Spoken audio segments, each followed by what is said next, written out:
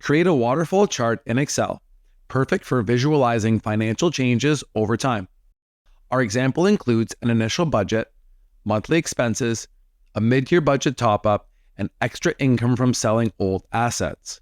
Let's highlight our data, head to the Insert tab, then to the Charts group. Select Waterfall in the Insert Chart dialog box. Let's first aim to differentiate income and expenses by color. Click on the legend, right or double-click to choose your colors in the Format panel.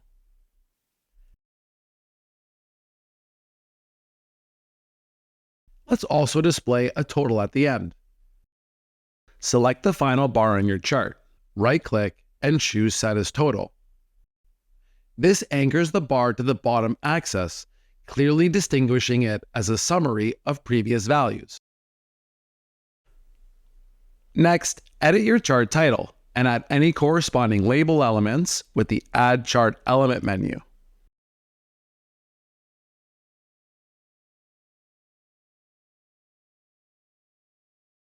Then customize the design of your chart to your liking.